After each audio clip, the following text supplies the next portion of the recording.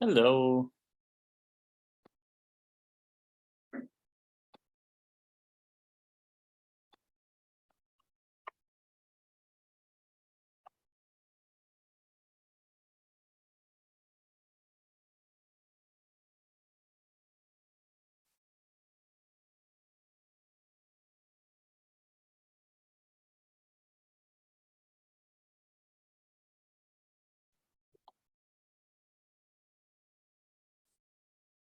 Hey Fallon, how are you? Nice to meet you. Hi, good. I've got a new setup here, so I wanted to see how this would end up looking, not being able to present from my office. So this is going to be fun.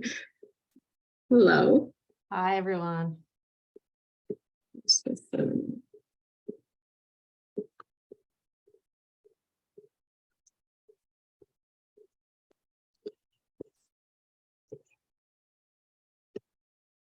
Can I do a screen share test? Yeah, hold on. I'm going to make you co-host.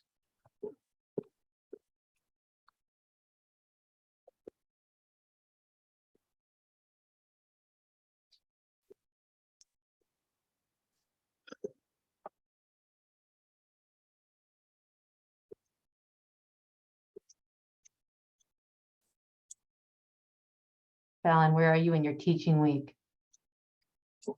Where am I in my teaching, you said? Yeah, are you done teaching for the week, or are you teaching tomorrow as well? No teaching tomorrow. It's a weird studio where I do not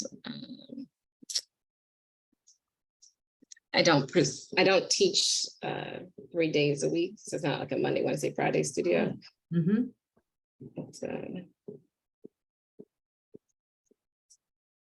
All right, I can see that. Okay, now let's see.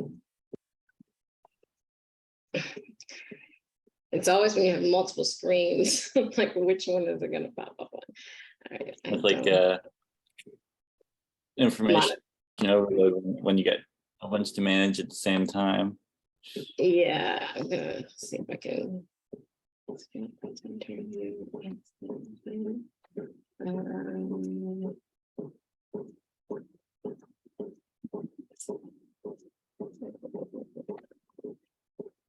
That's great. Were you seeing the presenter view before, or were you? Yes, previously we were, but not anymore. Not anymore. Okay. Good. Not sure that this.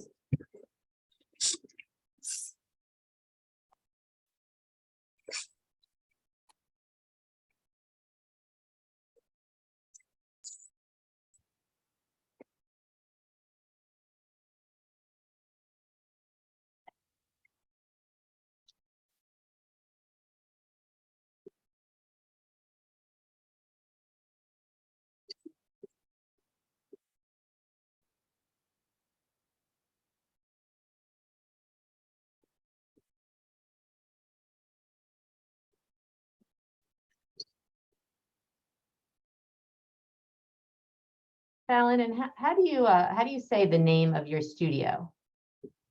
Your firm? Studio RXP. RX. Okay, not Yeah. R times P or okay. Yeah, no, it's a good question. If I could actually put the logo on here, but I just. No, that's fine. I just wasn't sure. But then you might read it as prescription P. So I don't know if that's that's any better. Oh, that's another option. Yeah. I just wanted to clarify or clear something up real quick. We're gonna have a sponsor come in to say a word or two for a minute from Okay. So would you like me to introduce you, Francesca, and then you introduce Fallon, and then or should I introduce the sponsor first and then have him give it back to me and I'll introduce you then, or Yeah. Okay. Yeah, I think that's a good order. You'll kind of MC at the beginning, and then I'll hand off to Fallon. Okay, sounds good. Great. was just about to add something, but it's disappeared.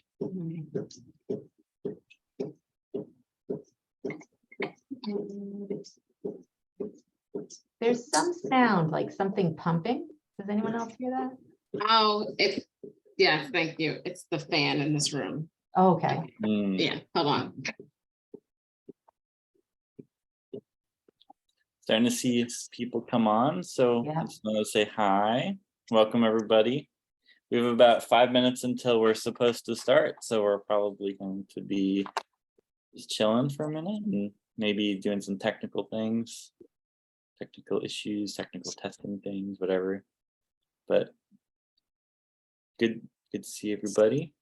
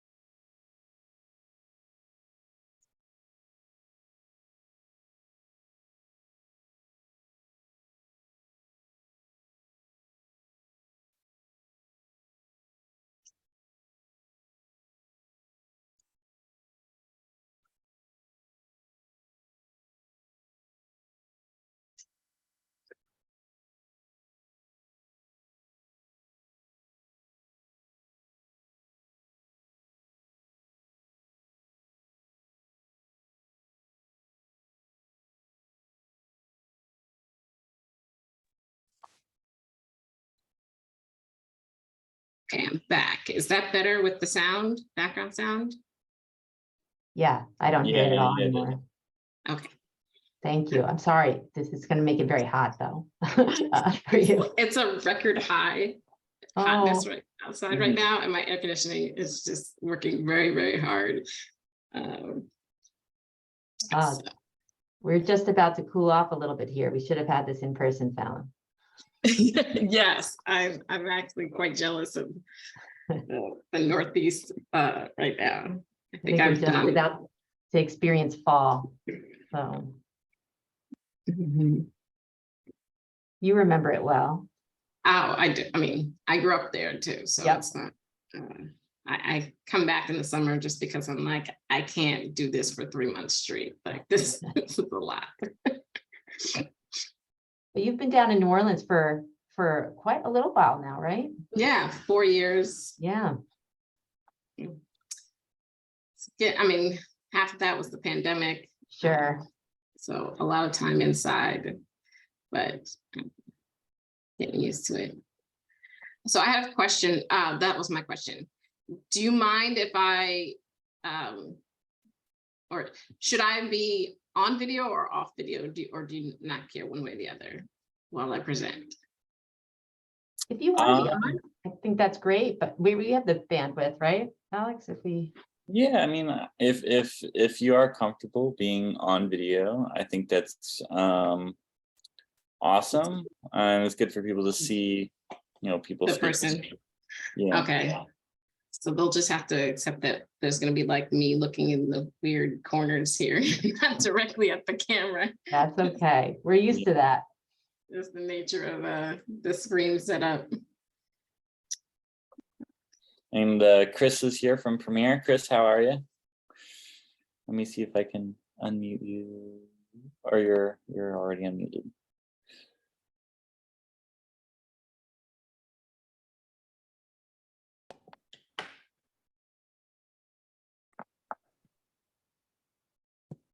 Okay, you give it a couple more minutes as people come in. Hope everyone's doing well. Having a good Thursday evening. First day of fall, or is it? I think, does fall start officially at like 7 o'clock or so today? Yeah, I don't Something know. like that. It starts tomorrow when it's in the 60s in practice.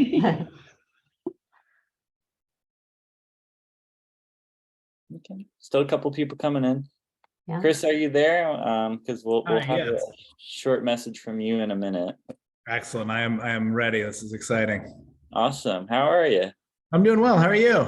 Oh, can't complain. Can't complain.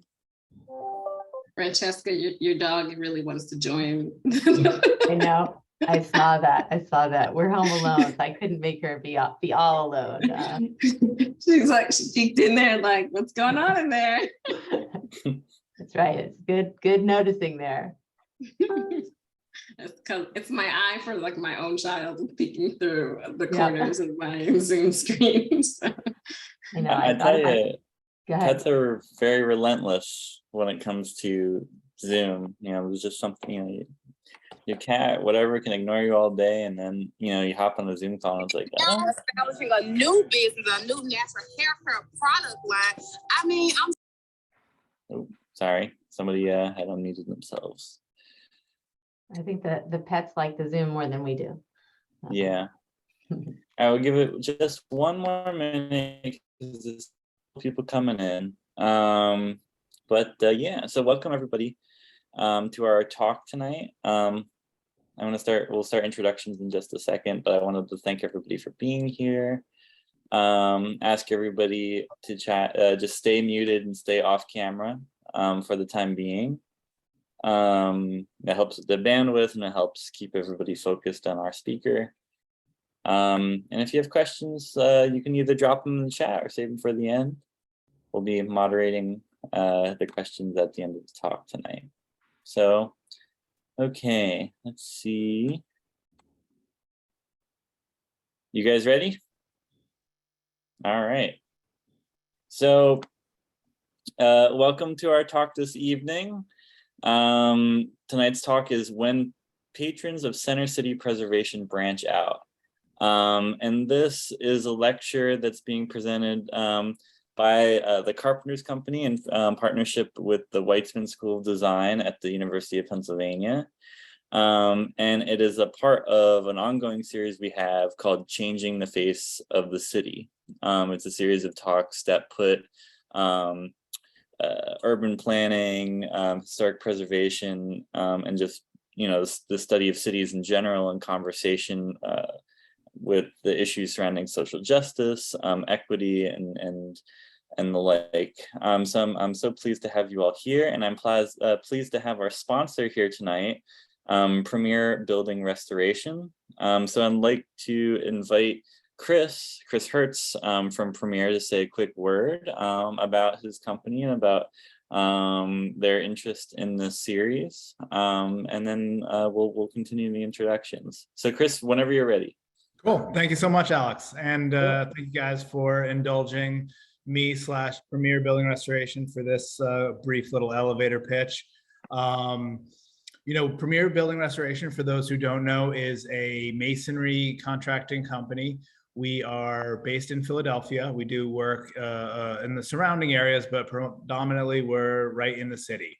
We do all kinds of masonry waterproofing and restoration, but our biggest focus is on historic restoration. We kind of try to pride ourselves on our craftsmanship. We got a great group of guys. We are a union masonry contractor, and we'll do everything from museums, churches, cathedrals, a lot with the educational institutions, as well as all the way down to some row homes and a lot of old brownstones. Currently, we're on projects like the Reading Terminal Market, cast iron and wood window restoration. We are on the Athenaeum of Philadelphia brownstone restoration.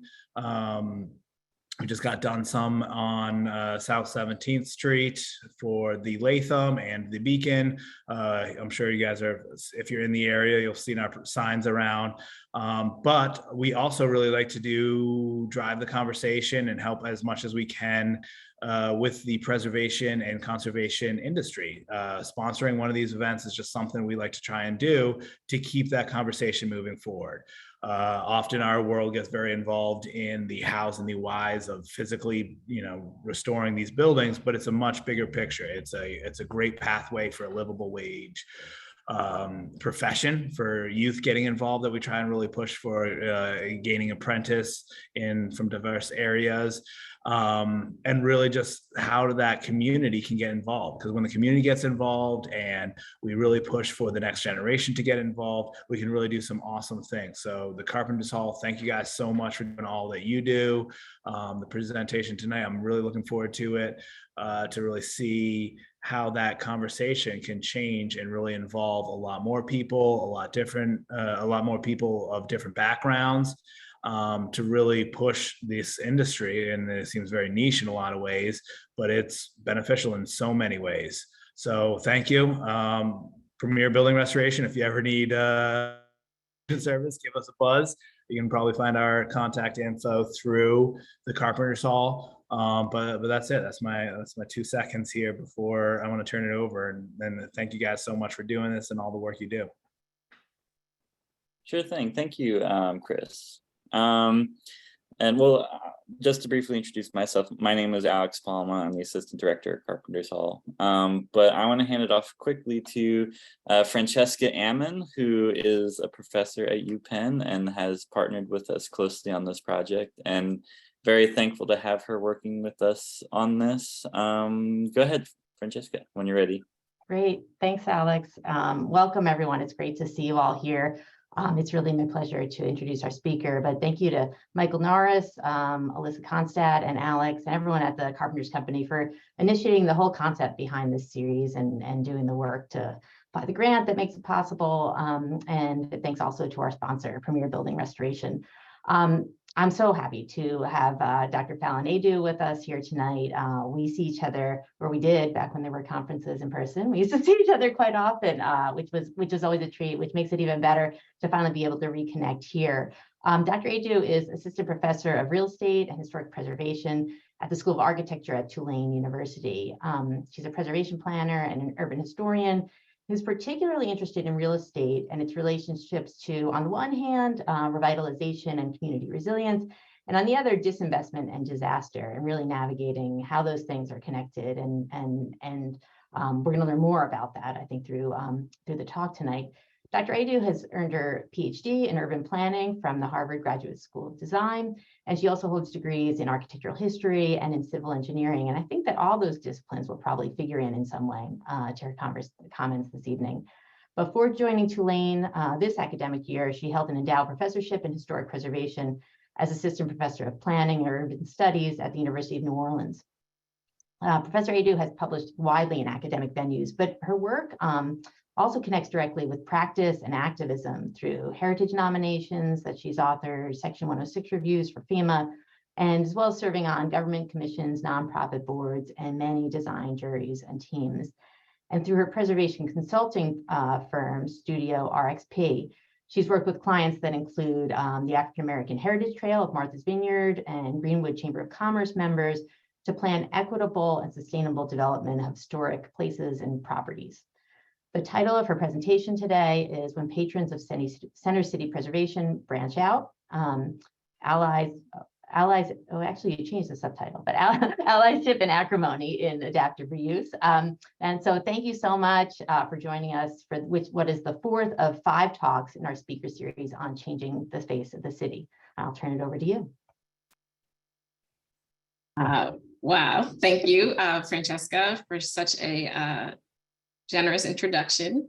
And thank you to the Carpenter Company for inviting me to share with not just fellow practitioners and scholars and people in academia, whether they're students or faculty, but also the wider field of preservation that, of course, includes tradespersons, but also those for whom they work, whether those are public, private sector clients.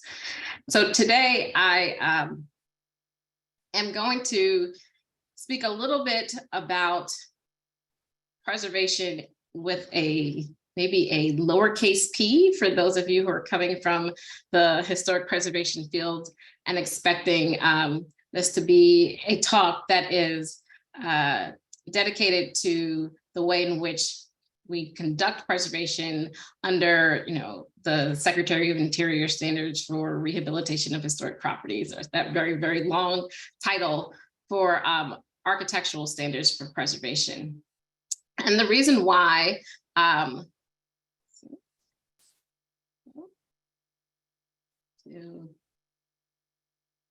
need to, excuse me for 1 second, it's not advancing. There we go. The reason why I am going to be talking about preservation with a lowercase p is because I am interested in speaking with you all today about Center City with perhaps lowercase c's, and if you will allow me to use it in that way. And that's because, frankly, the organizations that have come to represent Center City's business communities and residential communities, as well as the kind of real estate portfolios of this geography, have come to think of their space of operation in much more flexible terms. And there's a variety of reasons for that. I'm not in this talk going to get into the kind of intentions and of the organizations that have represented this area so much as I will speak about their activities and the ways in which they have manifest ideals of Center City being less codified by, with capital letters, by a set of elite patrons, and more actualized by a set of actions conducted in an ecosystem of institutions and individuals. These images are not images I've created myself. They are pulled from the Central Philadelphia Development Corporation's and Center City District's own annual reports. And I show them here because they are indicative of a positionality that these organizations currently hold, but also one that they historically have held in their kind of predecessor instantiations. So the kind of predecessors of the current organizations that you may be more familiar with. These current entities, Central Philadelphia Development Corporation, the Center City District, and the Associated Foundation, are connected not just institutionally, kind of accounting wise in terms of their tax IDs in some ways to their predecessors, but also in terms of their agendas, and at times have had shared leadership in terms of their executive directors and other executive officers, members of their board, for instance. And what that has meant for preservation is that those individuals engaged intimately in the operations of these organizations have been kind of operating at with the behest of a much larger set of capacities than any one nonprofit in preservation tends to have at its disposal. And that makes it a much more nimble, but also a much more liable organization in terms of how it's less concentrated in terms of its operations and much more extended in how it is engaging with the various sectors involved in historic preservation and planning. I particularly want to draw attention to the fact that the reporting, not by media reporters, but by the organizations themselves, have often been conflated or jointly produced, such that for many people, these are one and the same entity, even though on paper and balance sheets for sure, they are distinct. And so I'm going to be speaking today about them in both their separate identities as well as in their kind of joint identities. And I'll be clear when I'm switching between the two. But it is really important to note that for the majority of people for whom these organizations are not their representatives, so if you're not a proprietor of a business represented by the Center City District, these entities oftentimes come to you as one, as opposed to in their multiplicities and pluralities.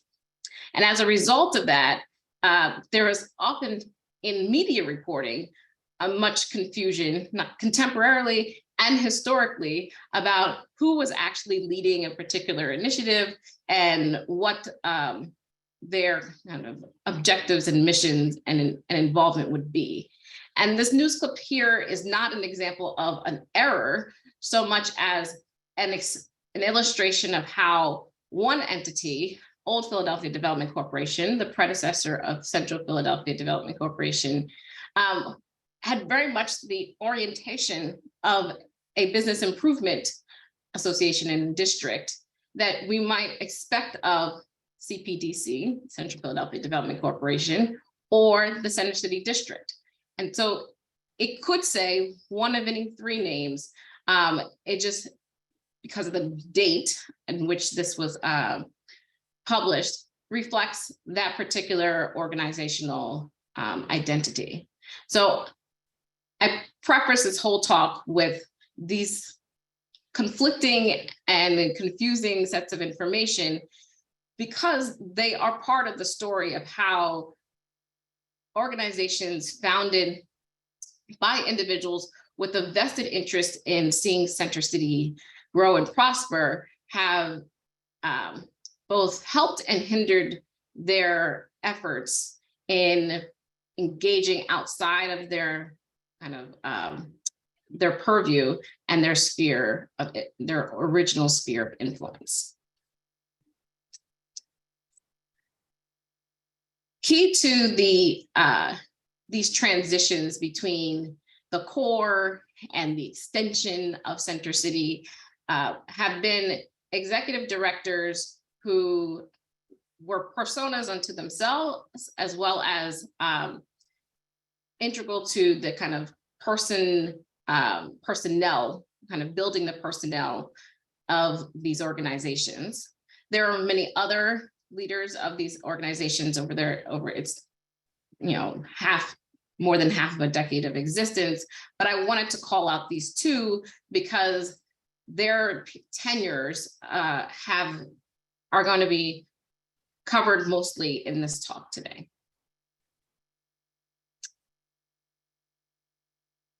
But I'm going to start with an organizational framework that's not one that either of those two developed, but one that they were able to capitalize upon. A few slides back, I indicated that the Old Philadelphia Development Corporation was inside of it is a kernel of individuals who were initially a part of another organization called the Citizens Council on City Planning, CCCP. The number of acronyms is going to drive us nuts, so I will try and keep it to a minimum. But this organization very much resembled in mission and orientation that of Old Philadelphia Development Corporation. But more importantly, it provided the original funding and framework by which that entity operated. It was initially created as a membership organization in which neighborhood associations kind of paid dues to the Citizens Council. But the council itself, its board and its committee structures, all of its officers were largely composed of people who were kind of Center City based in terms of the businesses that they were affiliated with as executives, or they were themselves residents of the emerging community of people living downtown. They utilized their relationships with finance, insurance, and real estate to ensure that the organization had enough capital to engage in planning at both the kind of high level strategic planning, as well as on the ground built environment oriented planning of preservation. They were integral to projects such as the row houses in Poplar and other parts of the city. The community chest, which is a not unique to Philadelphia, but a kind of crowdsourcing of yesteryear of philanthropy by individuals and institutions for a variety of like civic purposes, was its primary funding source for its early years, but it fell off gradually as the organization reoriented itself away from neighborhood planning towards center city planning and development. And that kind of gap in funding was made up by the organization's contracts with the city for some kind of bread and butter planning tasks, auditing the capital projects and improvements plan, and engaging with businesses and neighborhood leaders that were instrumental to the redevelopment authority unrolling its urban renewal plans for their respective areas. Its most lucrative contracts came, however, from the Delaware Valley Regional, that's a typo, Planning Commission, and later the Greater Philadelphia Partnership.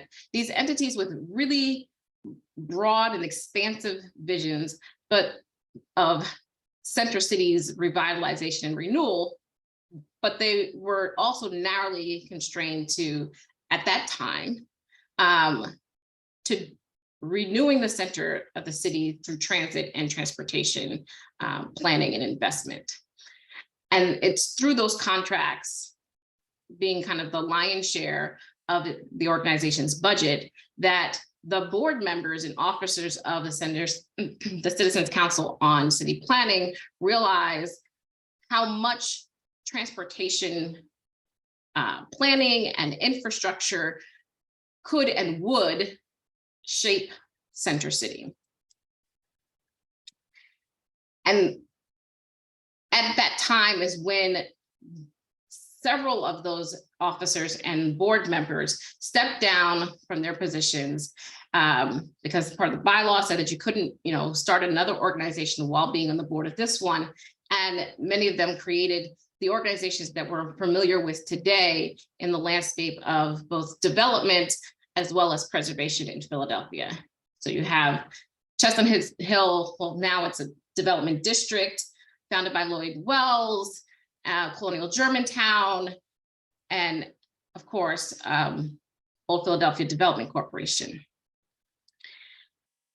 Now, with the loss of these longtime kind of members of these organizations who individually also donated to the Citizens Council, like good board members do for nonprofits, they didn't just take their own donations with them, but a host of other donors, individual and institutional, that had been supporting the council's capacity building, and most importantly, its incredibly illustrious planning staff that included Robert Mitchell and a number of other nationally renowned planners of transportation, people associated with Allen Voorhees and Associates, and a number of other leading planning firms of the time.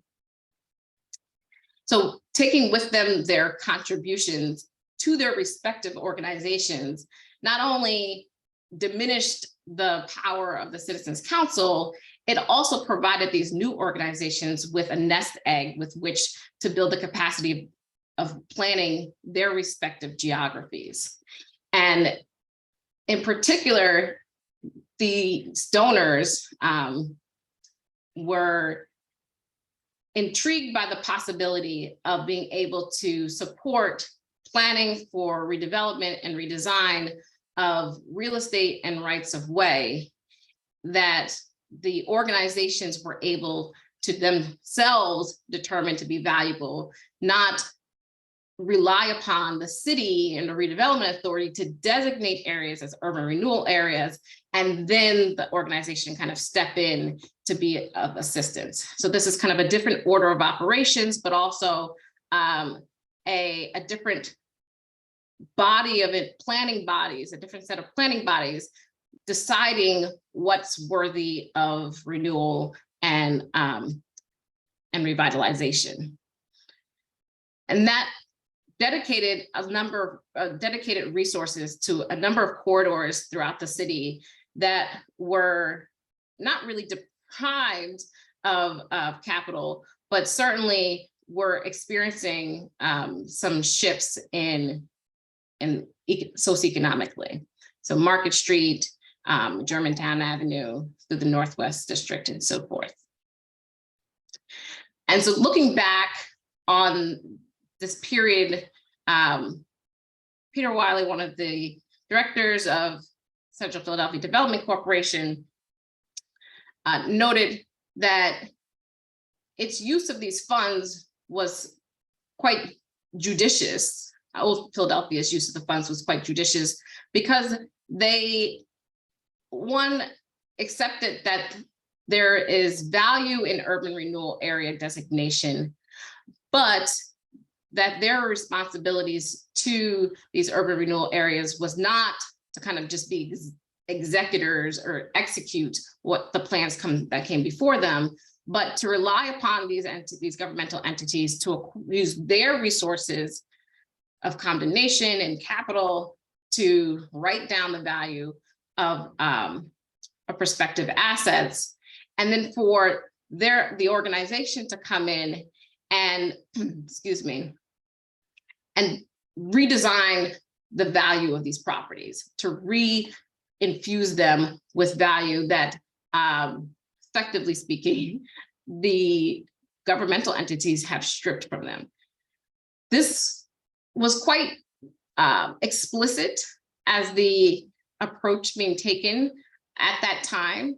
And while it materialized in a number of ways, the actual language of this matters, and that it presented the organization of Old Philadelphia Development Corporation as extractive, and that its relationship to these areas and these urban renewal areas, was not to see value already there or to enhance the valuations of others within those geographies, but rather to be the valuers themselves and to be designers of that, of what gives these properties, these assets, value.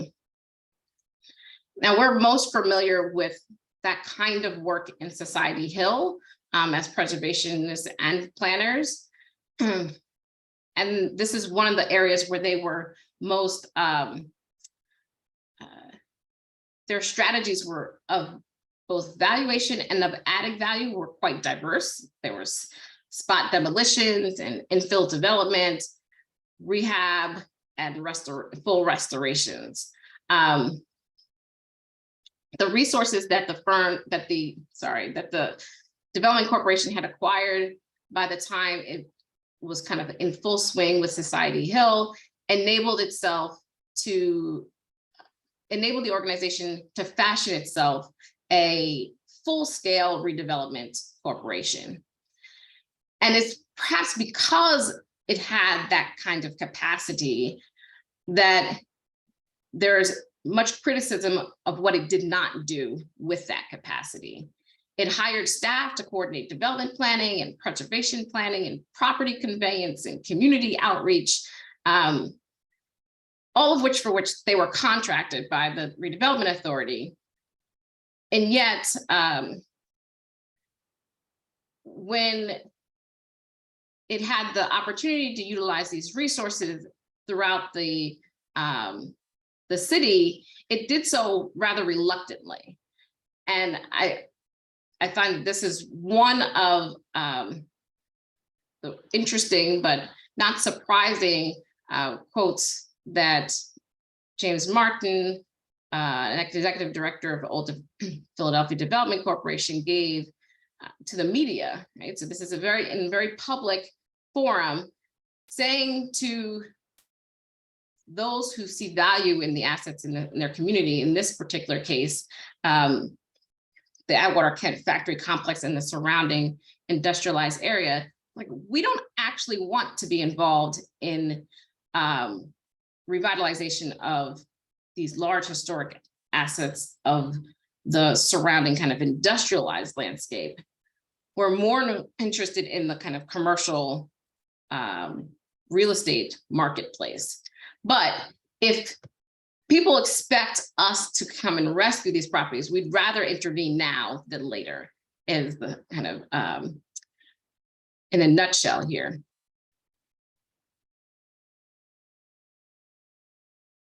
And where it chose to intervene was not haphazard or ad hoc. It was definitely reactionary to certain kind of conditions of deterioration throughout the city landscape, but it most definitely chose which projects of the many potential projects it would intervene in well outside of its, so-called central Philadelphia boundaries, by focusing on properties that were adjacent to or contributory to the transportation infrastructure that was vital to the core of Center City. And as you can see on the left here, this Atwater Kent factory, which was huge. I mean, there's been recent work adapting this facility even further, but the by Ewing Cole, I believe, that firm, the fact that this property was so embedded in the rail landscape of Nicetown and Lower Germantown made it a potential suitor for any number of tenants that might be moved out of Center City, but could still remain connected to it through that rail infrastructure. And thus it was seen as real estate worth investing time and resources in, even if the organization, the development corporation, wasn't doing the development, the reuse work itself. Right? So this was the corporation had not hired architects to redesign the facility and do a rehabilitation work in any kind of way. Instead, they were there to assist the city in ascertaining resources to support the reuse of this property, which was not completely vacated at this point in the 1970s, but rather undergoing it's a huge property. There's a need for how do you refill it, reoccupy it with tenants appropriate for the time. And so this attention to rail rights of way, but really rights of way more generally related to all forms of mobility, became a hallmark of Old Philadelphia Development Corporation's portfolio of planning. And I cannot stress enough the degree to which the organization was involved in every single major transportation planning endeavor funded by the city, state, and federal government in the 60s and the 70s and 80s. Those listed here in blue are ones that they're currently engaged in, obviously under new auspices of kind of the contemporary CPDC and CCD.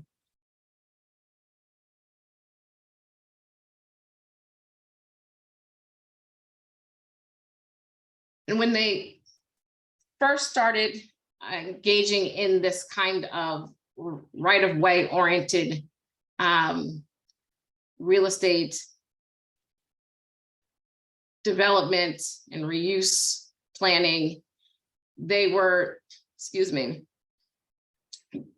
outside of Center City. They were met with kind of initial resistance.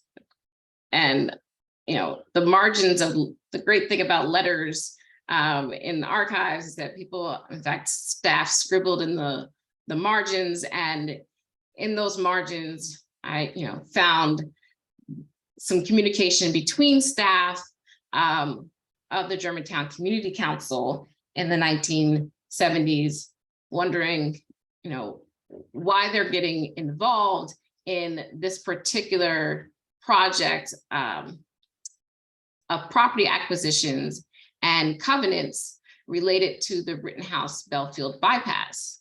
Now, for those students of planning and preservation history, one might know, well, that's in fact what they were doing in Society Hill. This is just another location, the same planning operations. But the difference here is that Rittenhouse Street in this was the historically Black business corridor of Germantown, not say Germantown Avenue or even Shelton Avenue in Germantown, where more of the kind of the early 20th century banks that were not open to African Americans are located. So the other kind of Market Square, one of the other major commercial areas in Germantown, is another area that the corporation was kind of assistive with. It advised the Colonial Germantown Incorporated and even provided some seed capital for it to get started with its planning, but focusing its efforts on properties, commercial properties historically owned and operated by Black business owners was not its kind of bread and butter, but it was something that the organization saw itself able to do, and frankly was able to do so in a way that is quite similar to Society Hill, and that there was a mixture of advising demolition, advising rehab, and advising full restoration. Sadly, much of the documentation that we have for Society Hill, we do not have for Rittenhouse Street. And if anybody has records of this, I would love to, for you to share them with me. But much of the documentation of the work that Old Philadelphia Development Corporation did in that commercial corridor is actually related to the litigation that Germantown Community Council brought against the U.S. Department of Housing and Urban Development, which was taking issue with the valuations that were provided, not so much in terms of the qualitative valuations of the properties themselves, but the kind of overall quantitative value assigned to these properties that were to be sold. So it had some role to play by designating those properties that needed to be demolished or needed to be sold to the city, and that contributed to the city's and the state's own kind of devaluing of the properties. However, the appraisal company was the one kind of really at the crux of that suit. But that's the only reason why we know that they were involved in the first place. And sadly, that's not unique. A number of community organizations brought suits against the Redevelopment Authority or their sponsors of it. And that is how we know who was actually planning renewal and revitalization in those areas. They're not historically the source, the focus of archiving preservation history or planning history for that matter. What is the focus is the assets of Center City. And the Old Philadelphia Development Corporation took a vested interest while doing these kind of extension activities in kind of its own backyard. And from east to west along Market Street, every single property owned by a railroad company was involved. The OPDC was involved in some way in its revitalization and its resale and its reuse and redevelopment. The most notable one is that majestic Broad Street Station and the much more, by some accounts, grotesque, I find it to be just robust viaduct of the Pennsylvania Railroad Company that brought rail cars from that Broad Street Station to 30th Street Station until the mid-1950s when it was demolished. Excuse me. The railroad company at the time in the mid-1950s, along with other railroad companies across the country, but Pennsylvania Railroad Company and Reading Company were the two largest railroad companies in the United States at the time. So Philadelphia was home to both of the largest companies, both of which were undergoing ridership losses and shifting travel patterns that affected the value of their real estate portfolios. And each relied on OPDC to guide the transformation of their architecture and any divestment they chose to undertake from these assets that were becoming liabilities. The most productive, as far as OPDC was concerned, engagement of this kind was its relationship with the Pennsylvania Railroad Company as it kind of unraveled this right of way into a set of parcels, and then subsequently a set of individual buildings, a part of this Penn Center complex. They were integral to identifying the actual developers of the buildings, a part of Penn Center, so to whom each parcel was sold, and the design thereof, providing philanthropic capital of its own towards the kind of design process. So while the Philadelphia City Planning Commission was well renowned at the time for its kind of imaginative design, urban design and planning, it actually did rely quite a lot on both the Citizens Council of City Planning as well as OPDC to beef up its capacity for conceptual planning and conceptual design.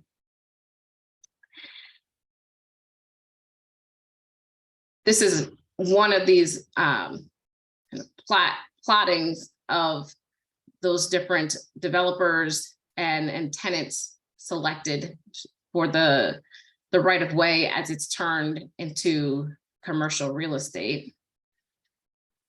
And one of these buildings would, of course, be occupied by the OPDC itself at one point. The ability to work with such complexity in development and design processes positioned OPDC to lead other adaptive reuse projects planned by the city and patrons of Center City institutions and businesses. And the most notable of these projects, Reading Terminal, is located at the eastern end of Market Street. So the Broad Street Station is on the western end, is on the eastern end. This 19th century marvel, as far as transportation architecture goes, but maybe otherwise as well, needed adaptation only because of other rights of way redevelopment plans that OPDC was spearheading and at that particular time. The organization's dogged pursuit of capital to create a connection between the commuter rail terminals on the eastern and western ends of Market Street finally became probable in the 1970s, when one of Center City Philadelphia's few African-American advocates became U.S. Secretary of Transportation. That's William T. Coleman Jr. And Pennsylvania senators, attuned to the Nixon administration's preference for private investment and public transportation, pushed through funding for construction of a tunnel between Penn and Reading Terminal. OBDC obviously wasn't the only agent of this particular transaction, but without its support, and which is codified in its own contract with the U.S. Department of Transportation's Urban Mass Transit Administration, this project would not have come to fruition. It consisted of two components. The first, for most of you may already know, is new Market East Station, which I think are we still in the 5-year tenure of the Jefferson Station naming rights? I'm not sure, but it will forever be Market East Station to me, because it indicates its geographical connection to that, the transportation architecture and infrastructure at that location. The second part of this project was digging a new rail tunnel under Filbert Street that connects this station with Suburban Station, where the commuter rail services for Pennsylvania Railroad Company were terminating. And so this tunnel allowed for you to ride the former Pennsylvania rail lines and the Reading rail lines in one trip, so to speak. It wasn't seamless, but this was as good as it was going to get as far as transportation planning and regional mobility. The project was also an engineering marvel, which I can say as someone with an engineering degree, in that the services, the transit services remained ongoing while construction of this underground station, Market East Station, was constructed below the, the area in which the city, the state, and Reading Company itself were kind of deconstructing the former rail infrastructure.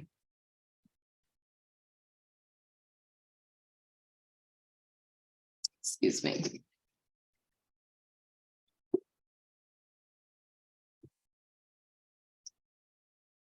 So the great story of Center City Commuter Connection is that it provided this mobility that's been, an innovation in city mobility, and it did wonders for regional transportation, particularly access from as far as Trenton, New Jersey, and central Pennsylvania to Center City, Philadelphia. The downsides is that it rendered not so much obsolete, but not necessary longstanding infrastructure for mobility within the central Philadelphia area.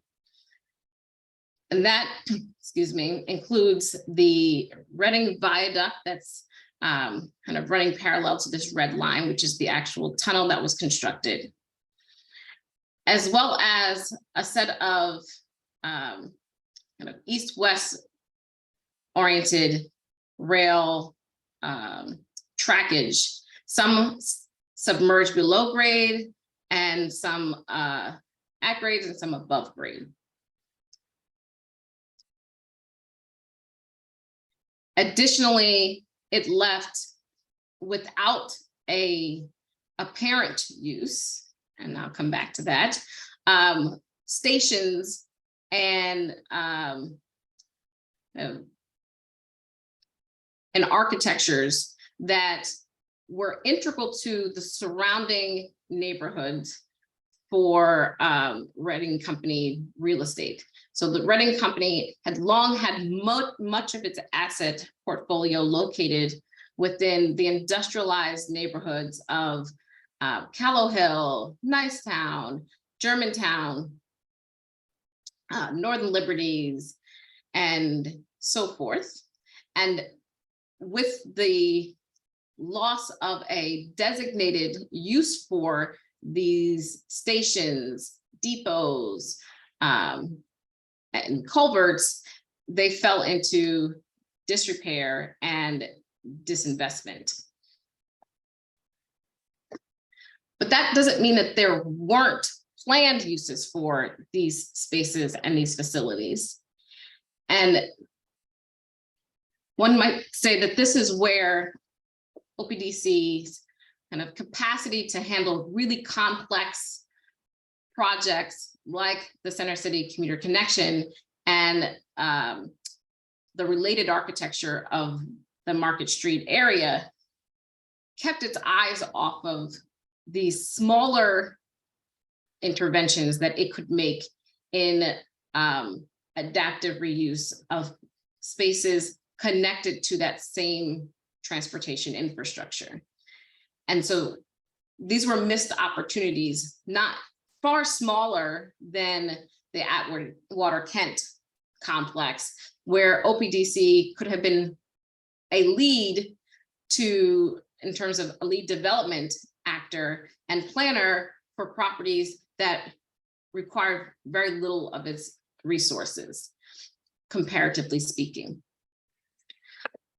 The other kind of consequence of commuter connections below grade being the focus of the organization is that it prioritized the community of people connected to this tunnel of services. And those were commuter rail services and the retail services associated with that. But there was a wealth of other transit services operating at grade and even above grade that were not connected physically into the tunnel that they were dedicated to planning. And so you have the Broad Street Subway, the Market Frankfurt Elevated, Transit to Camden, as well as the city's bus network that were kind of deprioritized in order to make this project happen. As a result, these services were also later to the game in the kind of organizational arrangements that OPDC was piloting and ultimately innovating, which the Transportation Management Association being the kind of key organizational structure. And so it has taken decades for these other services to be associated with these types of nonprofit, non-governmental supporting organizations that provide additional capital through individual and institutional philanthropy to their improvement. Excuse me.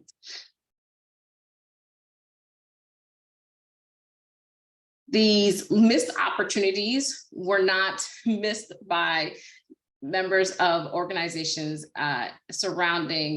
representing surrounding neighborhoods. Suits were brought against the sponsors of the projects, not against OPDC itself, but its complicitness in the actual execution and planning of the projects undergoing litigation embroiled the organizations in these conflicts indirectly, and the organization found itself in the position of having to defend work that was contested by its own neighbors.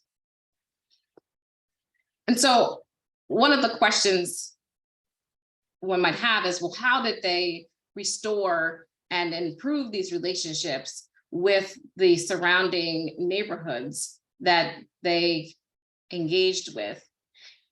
And I could speak about this in a number of different ways, but I'll just talk briefly about its relationship with the area called Chinatown North or Cow Hill, depending upon your orientation to this history. Both, frankly, are areas, however defined, that have been shortchanged by the Center City organizations, development corporations, kind of focus in the 1970s and 80s on rebuilding and rebuilding the real estate of these real estate companies to bring resources to the core of the city. It's also not helped by the fact that the organizations did keep an eye towards what was going on outside of those boundaries and engage in those discussions. So in a way that's not direct yes or no, we sponsor this, we support that, but rather through its planning muscle. And it is, if nothing else, these organizations are avid producers of reports that I hope will become, a huge archive for planning historians going forward into the future. But this was the main mechanism by which the Center City District and its predecessors have engaged with prospects of development outside of its typical boundaries. And this is not right here in this newspaper article, the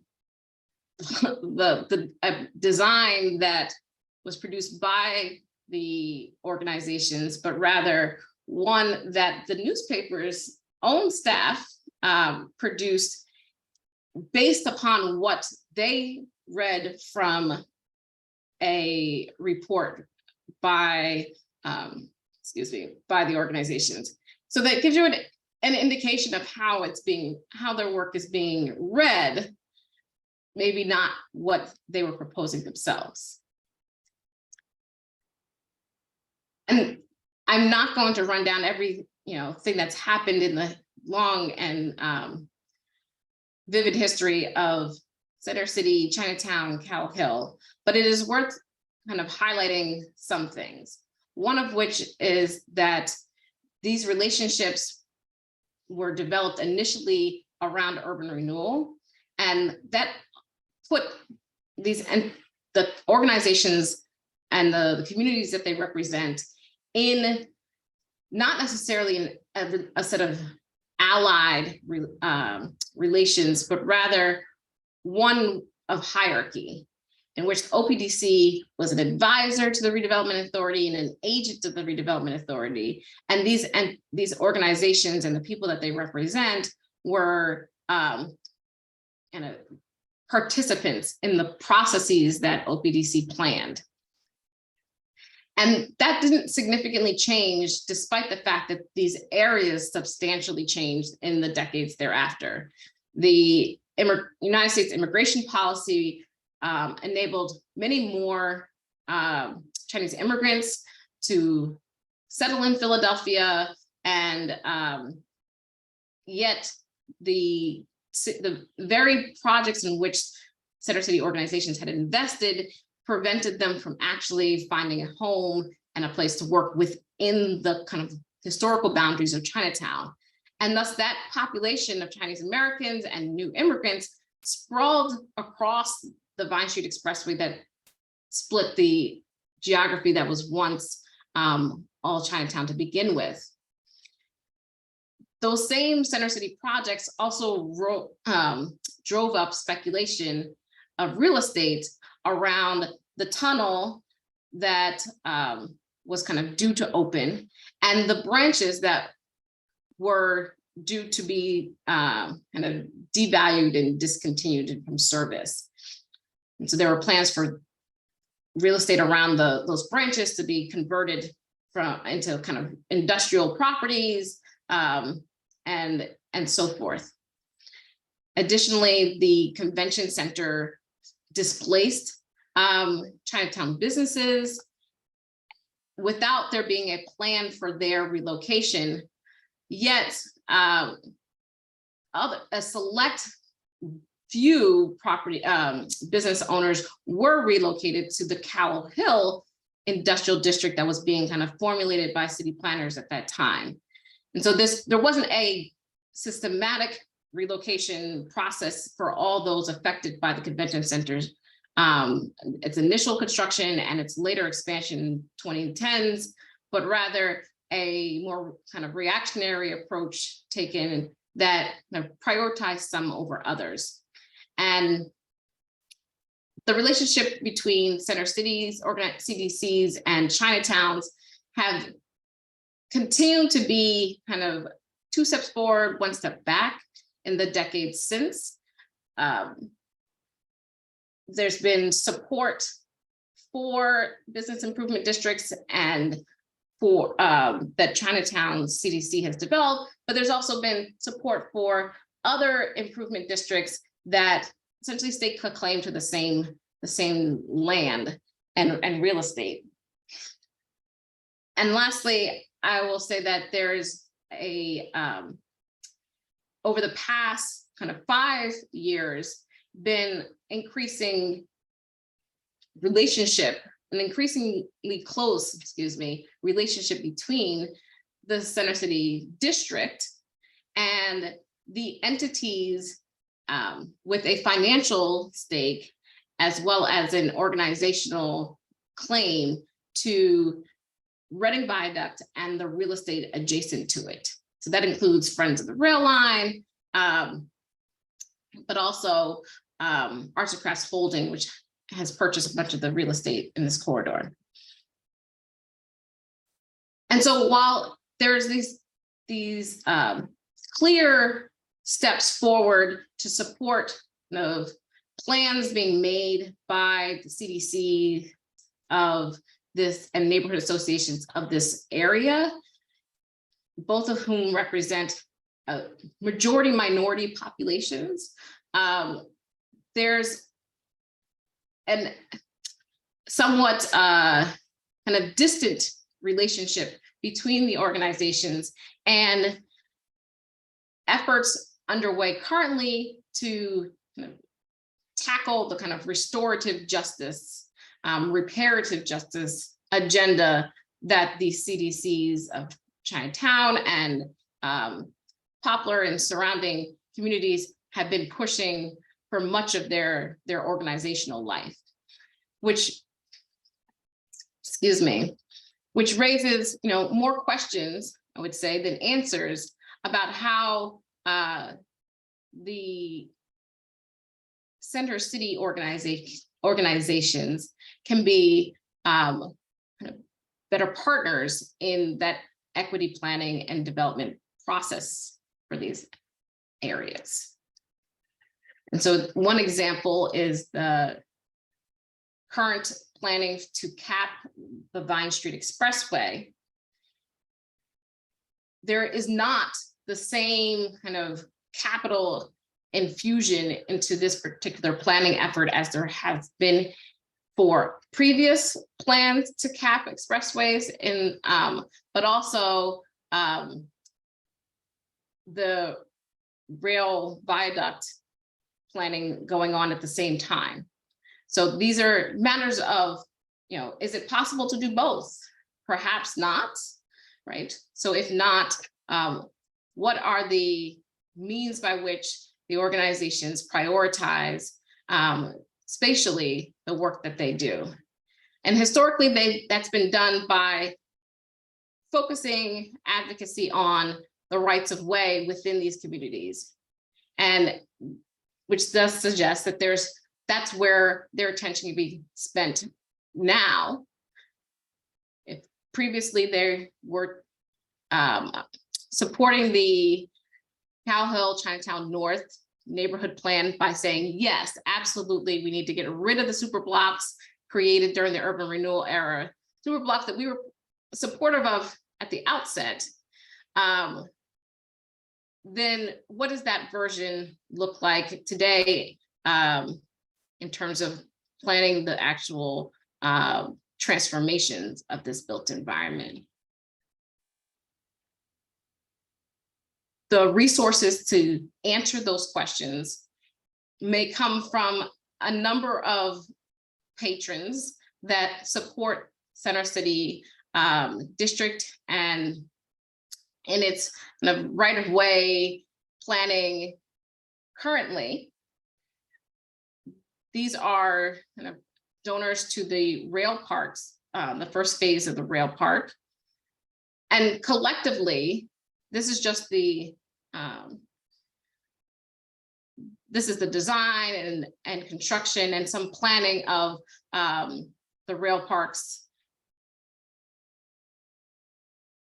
the landscape and the underlying kind of bed for that infrastructure, not so much like programming and so forth. So this is an indication of what could potentially be raised and invested in something that is also publicly owned, like the rail viaduct is, but not a park. What that form that takes has not been the focus of any Center City District kind of charrettes or workshops. Excuse me, although there has been a kind of Rethink the Vine Street Expressway workshop that was where the planning partner in that case was the Congress for New Urbanism. So that's not a knock necessarily on the Congress for New Urbanism, which may have been a vital partner in that particular endeavor, but it does raise the question of what role a more local planning body that has a role to play in the restoration of this landscape, where do they come into play? One of the concerns that community members have expressed is that their current orientation towards the commercial corridors in the Chinatown North area has been one of not so much distance from the built environment or from the community itself, but rather distance from the leadership of the community and those whom they represent. That includes everything from Chinese language materials, not being a part of much of the planning for this area, to the district partnering with Friends of the Rail Park for a kind of pilot cleaning program.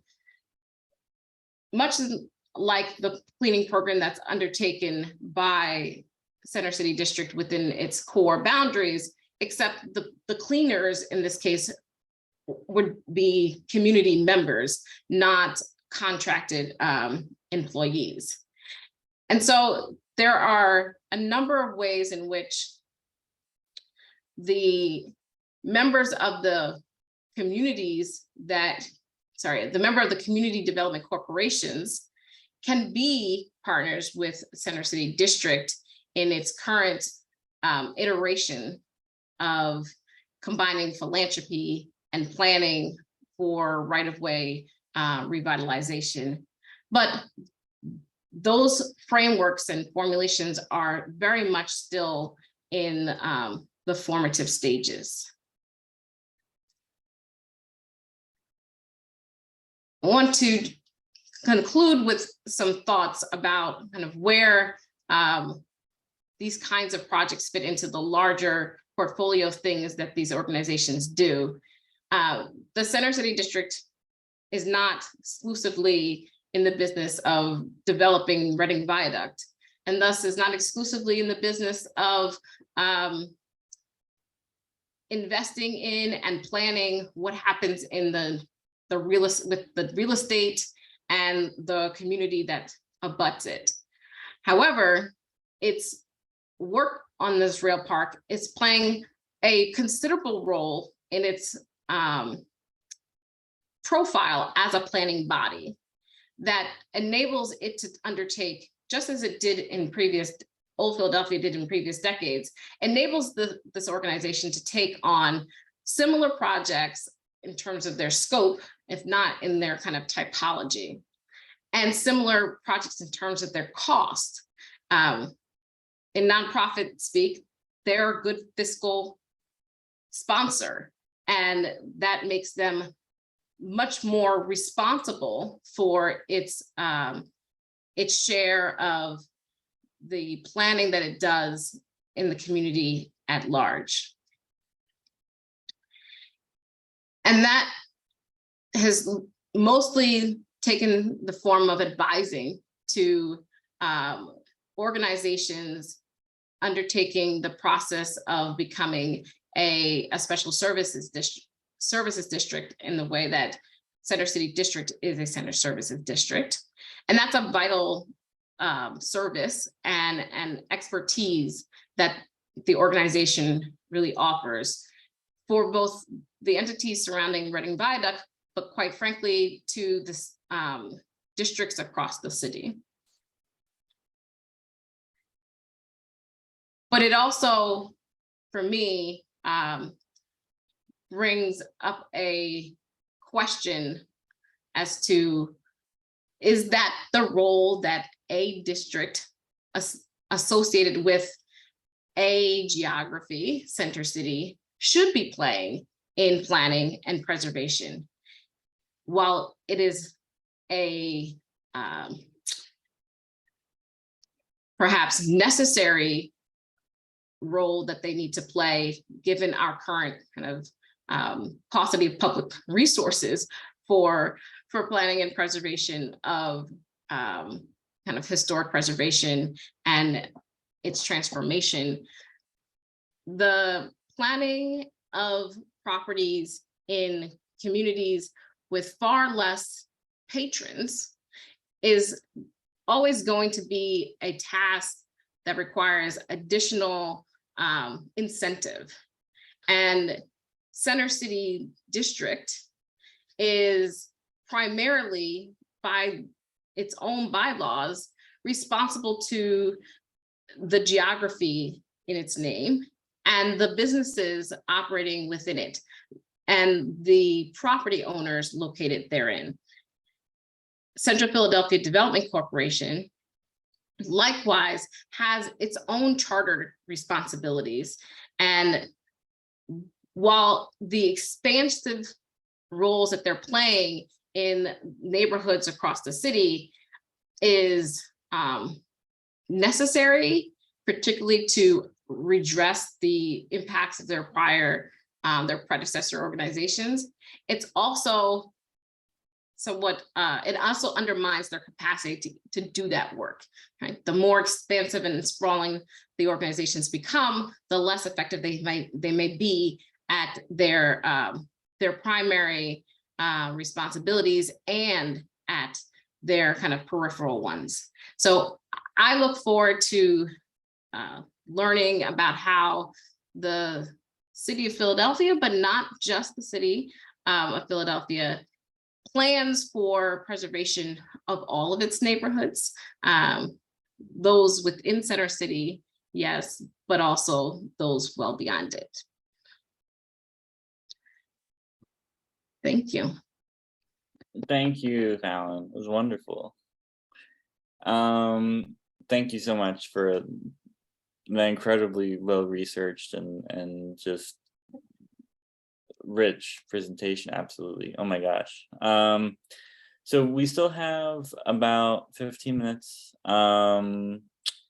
for questions, if anybody has them. Francesca, did you have anything to say? Yeah, I'd be glad to kick things off. Thanks so much, Fallon. A lot to think about here.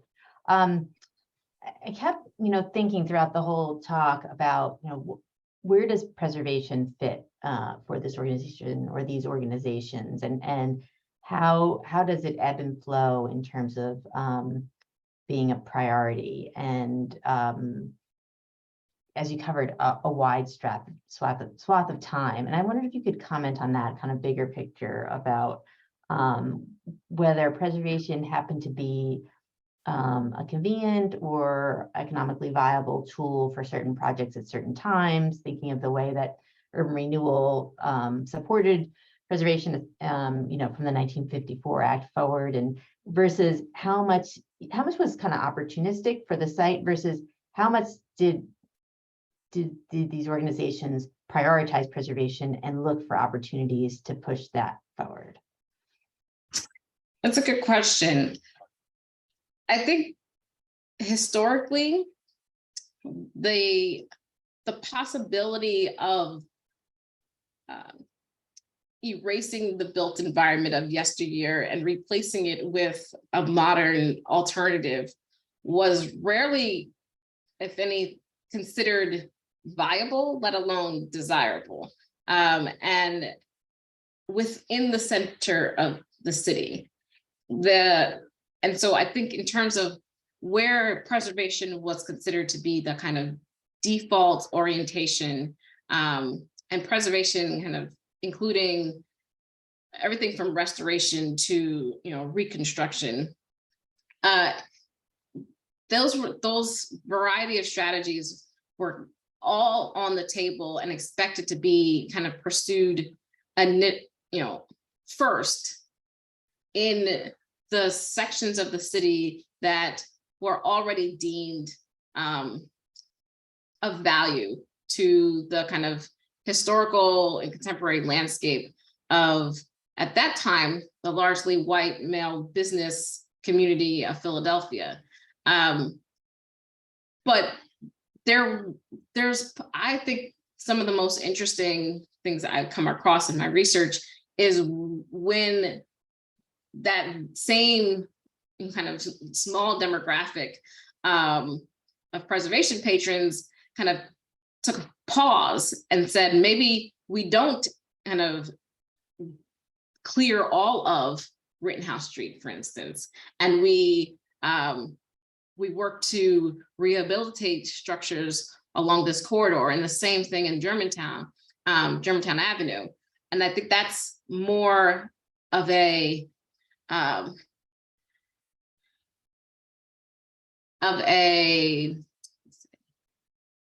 commitment to a particular set of strategies for planning preservation that the organization had become versed in, and less of like, we really see value in the kind of historic business corridor of this area, and thus we see it necessary to kind of engage in some partial preservation, if that makes sense. So the organization's expertise was definitely starting to drive their decision making about what could or should be preserved, and the fact that they could raise the capital and could find the right consultants to undertake the projects, I think made a huge difference as to which project made a huge difference in terms of them doing that kind of work. We have one question from David.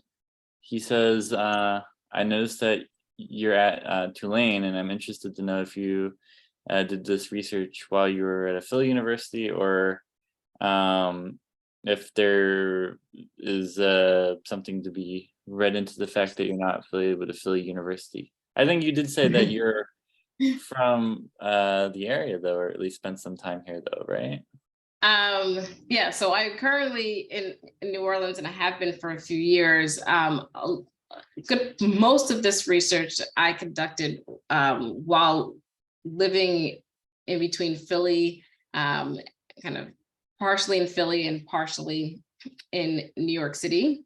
And about a year of that time, I also spent at the in residency at the Hagley Center for and Museum, where all the records for the railroad companies are held. And so the real estate records of these companies are a gold mine unto themselves, and they tell a rather different story, I think, than the redevelopment authority and the planning department's own records.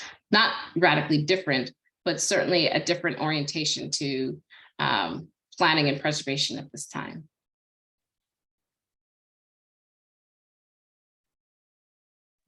Cool. Anyone else have questions?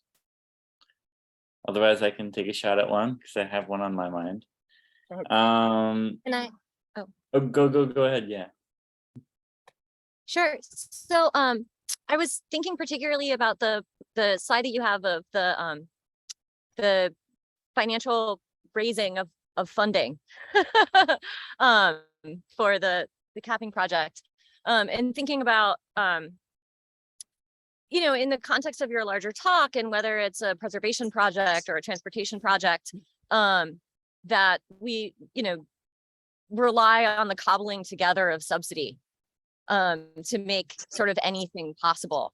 And I was wondering if in your research, or if in even just in your personness, if you have a sort of utopian model that doesn't necessarily rely on the power of the philanthropic and the cobbling together of subsidies to actually enact a large scale either thinking planning process, preservation process, or even a small scale one, as we, you know, kind of envision a certain better future.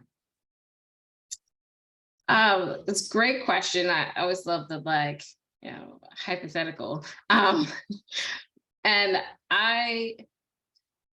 but as someone who's historically oriented, I'm gonna draw on a historical reference, which is that a number of organizations, mostly community development corporations that formed during the 1960s and 70s, took a, you know, no one's going to help us, we're going to do it ourselves approach. And for those that were kind of run by people of color, there was very little institutional philanthropy for them to even rely upon. And so the inventiveness of these organizations led to what we would call now kind of like social entrepreneurship, or social innovations. But there were transportation management associations of that time creating all sorts of kind of mobility solutions for people left out of their kind of transportation infrastructure. And those entities were income generating. And that allowed for the organizations to then plan what they envisioned the actual built environment that these, you know, vehicles move through to be in their interests. And so there was work done by North Philadelphia CDCs, even doing work, I think most interestingly, on how to make the northern suburbs of Philadelphia more transit oriented in their development, because that was where a lot of the factories that were opening to African-American employment were located. People were kind of reverse commuting at that time. And the landscape was very much not oriented towards people coming by train or bus to Jenkintown, for instance, and then needing to get to a facility for work. And my father actually was one of these individuals that was able to kind of make it into a middle-class life through that, through those job opportunities. But there was very little opportunity to get there in a systematic way. So that's one, I would say, way for planning to be financed. And much of what I've talked about today is how preservation planning is funded and pursued. The actual construction and development typically relies upon much larger sources of capital. And thus, you know, maybe these strategies can be catalysts, but they can't, you know, be the whole shebang. Cool. Okay, we have one more question. I think we have time just for this one. And it's from Amy Lambert. She says, any thoughts about how we can, as preservationists, find our way into the larger urban planning conversations without others thinking what we do is only about 106 review? People often look at us as if we have two heads when we try to be part of these teams and initiatives.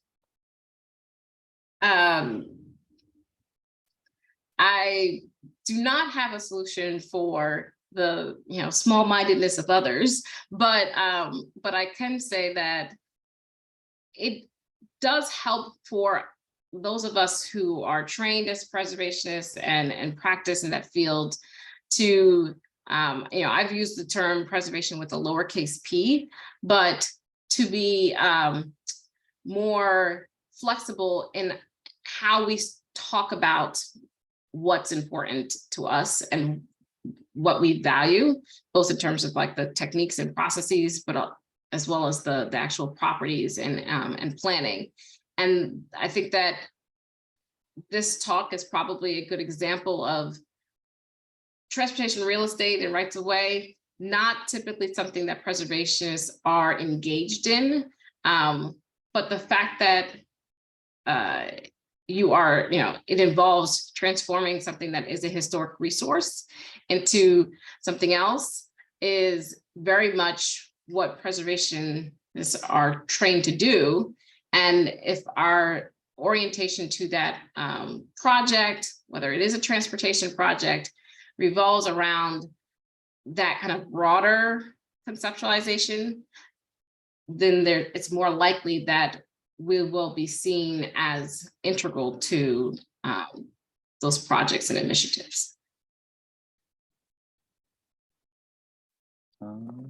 Wonderful. Amy, thank you in the chat. Okay, so we have just a minute or two left. And in that time, I just wanted to thank you, Fallon, for your time tonight. Thank Francesca for guiding us through the series.